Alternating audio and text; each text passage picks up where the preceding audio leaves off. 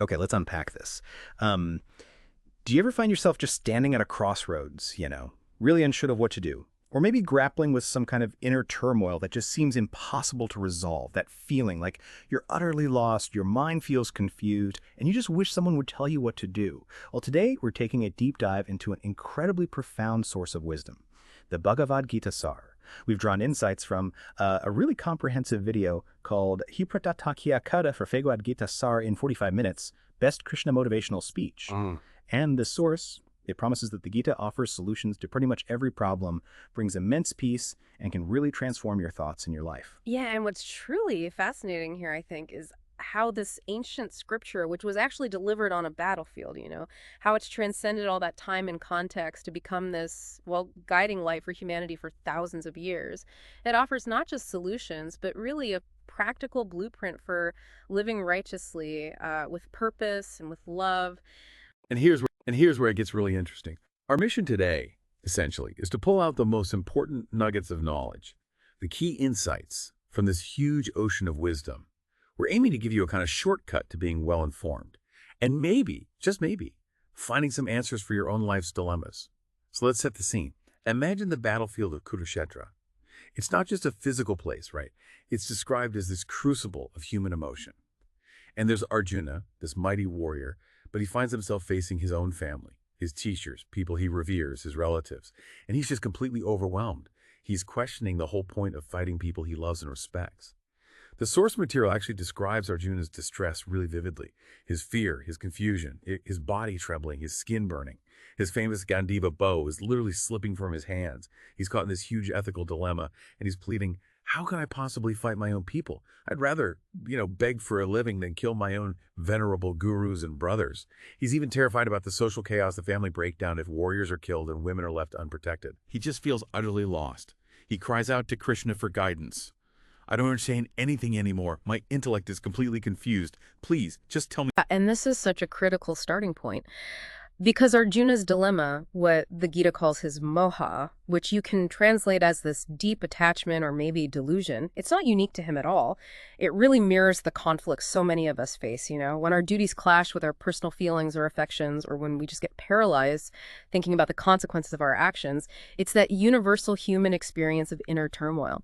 And it perfectly sets the stage for Krishna's profound teachings, which really become a guide for every single human being trying to navigate life's challenges. So Krishna's first response, he tells Arjuna something like, you speak like a wise man, but true wisdom means not grieving for what's lost or what hasn't happened yet. What does that actually mean? Because it feels so counterintuitive, right? Our instinct is to grieve. Exactly. And that's where Krishna starts, by revealing the core concept of the Atma, the eternal soul.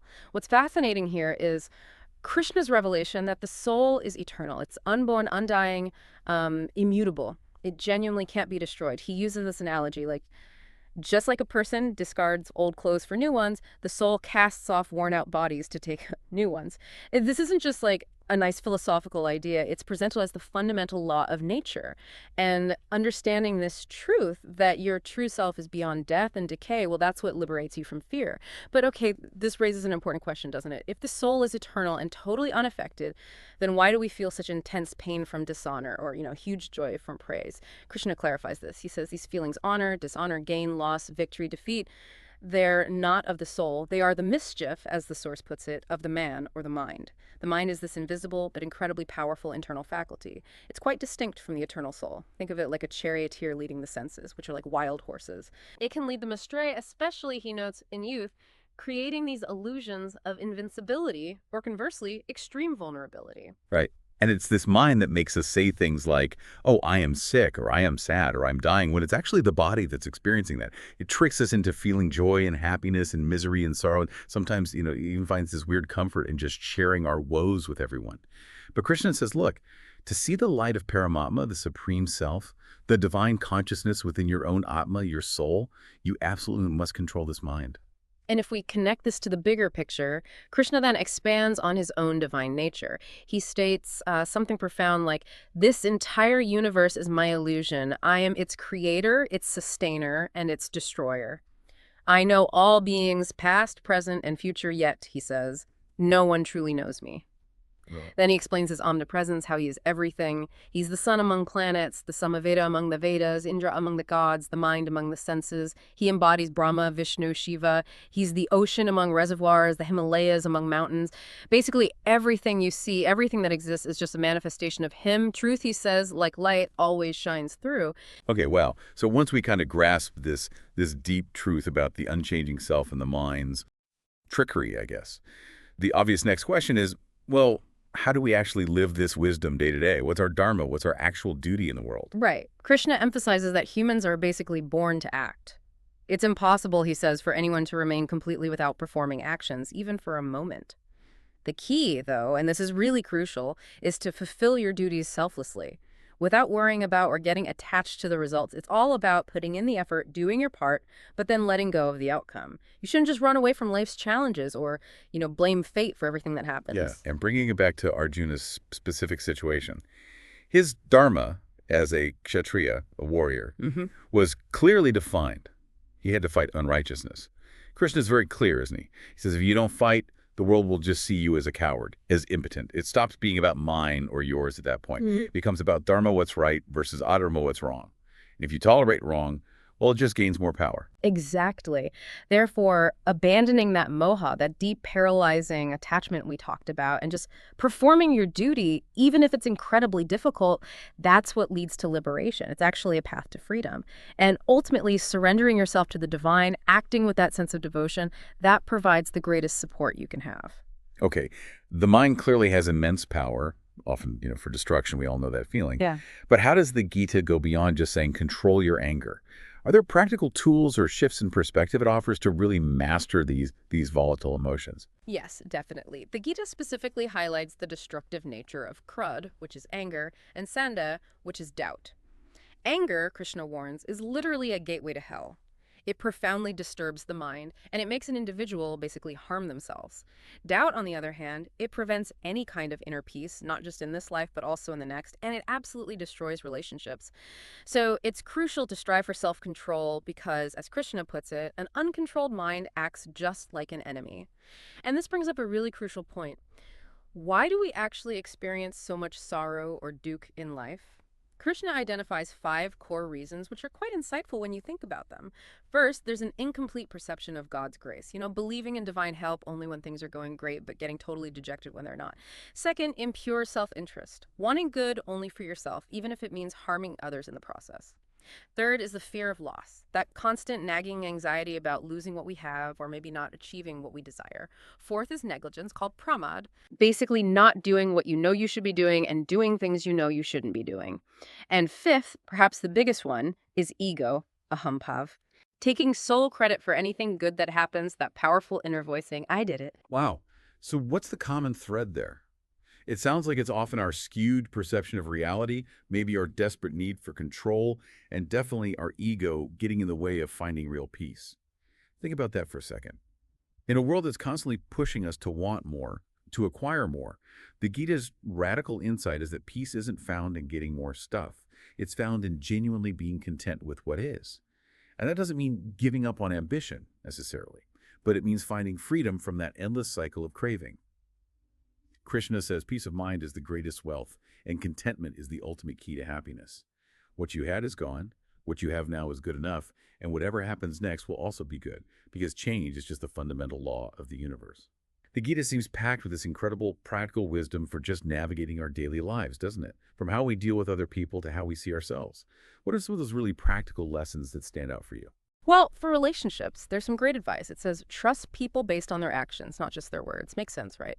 Be cautious of people who spread gossip because they inevitably ruin good relationships.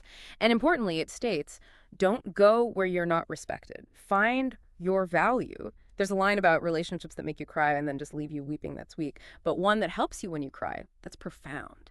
It also teaches that you're really made by your actions, your karma, not just your birth circumstances. Finding joy in your work, whatever it is, leads to a sense of completeness. And on self-perception, oh, the warnings about ego are stark. It can ruin relationships, wealth, prestige. Just look at the classic examples from the epics. Ravana, the Kauravas, Kansa, all brought down by their own arrogance. And when you give, do it without arrogance. There's this interesting idea that what you give might simply be repayment of some past debt, acknowledging this huge web of interconnectedness. That is powerful. And it ties right back to contentment, doesn't it? I mean, how often do you, listening right now, find yourself constantly comparing what you have to what others have? Yeah. Or just endlessly desiring what's out of reach? Krishna points this out. People constantly want what they don't have. Then once they get it, new desires pop up immediately, leading to this whole life of dissatisfaction. Contentment, he says, is the ultimate mantra for life. If a person truly has contentment, no amount of sorrow can break them. And crucially, never compare yourself to anyone else. You are unique, you are exceptional, exactly as you are. The Gita also has a lot to say about the power of time and about being present. Time is mighty, it says. It can make a king into a beggar, or vice versa. It can make someone arrogant or utterly helpless. And this raises a natural question. Can we actually change the past by regretting it? Or shape the future just by worrying about it? The clear answer is no. Therefore, the only logical thing is to live fully in the present moment. What's meant to happen will happen, and what's not meant to happen never will, no matter how much you try. And when you do face difficulties, the Gita's advice is clear. Don't lose courage. Patience, it suggests, helps you overcome pretty much any obstacle. Also, a great point about mistakes. The biggest mistake is the one from which you learn absolutely nothing. Sometimes, it says, there are paths you just have to walk alone, just you and your own courage. And for getting things done, there's a practical nugget. Tackle the most important and the most difficult tasks first. Get them out of the way. And maybe one final, truly profound lesson for daily living that struck me from the source. If letting go of just a little bit of comfort can actually bring you great lasting happiness, well, a wise person should definitely strive for that greater happiness. It's about choosing long-term peace over fleeting, short-term gratification. So we've covered the soul, the mind, action, emotions, daily life. But beyond all these practical guidelines, what's the ultimate connection? What's the highest path that Krishna points to in the Gita? Yes. He explains the essence of bhakti, which is devotion and the nature of divine support. He says things like, I am the sweet fragrance of the earth, the heat that's in the fire, the life within all living beings, and the self-control of ascetics. He's in everything. It's kind of like the electricity running through all the appliances in your house, you know? It's the same underlying power, just manifesting in different ways. That's the divine force in everything. And for us humans to find real release from worldly sorrows, devotion to him, to that divine source, is presented as key. Those who remember him, especially at the time of death, they attain his supreme abode. That's a really powerful reassurance, isn't it? That even if family or friends or circumstances seem to abandon you, remember that the divine presence is always with you. Krishna states it clearly. Whether a person believes in me or not, I never leave their side because they are all my children. He protects what you already have and provides what you lack. So if you ever feel completely alone, the message is, remember that divine support is constant and unwavering. Absolutely. And if we connect this to the bigger picture, Krishna adds something really beautiful. He says that those people who, out of supreme love for him, share this profound and secretive knowledge of the Gita with his devotees, those people are the most dear to him. So spreading this wisdom, sharing these insights, is actually an act of devotion in itself. And doing so ensures that you receive his immense grace. Wow. So we've really journeyed through the Bhagavad Gita, Saar, today, from Arjuna's intense moment of crisis right through to Krishna's timeless wisdom on the soul, the mind, our duties, our emotions, and that ultimate divine connection. It really does feel like a shortcut to understanding some of the deeper currents running through life. Absolutely. And the key takeaway, I think, is that the Gita isn't just some ancient scripture gathering dust. It's a truly practical manual for navigating the challenges we all face now. It helps us find inner peace, understand our true selves better. It really empowers us to live with purpose, to get a handle on our minds, and crucially, to find contentment, genuine contentment in pretty much any circumstance. It's all about shifting your perspective to align more closely with reality, and in doing that, you really transform your whole experience of life. Okay, so here's something for you to mull over as we wrap up. The Gita reveals this powerful idea. A person is made by their belief. As they believe, so they become. Now that raises a really important question for you personally. What fundamental beliefs are currently shaping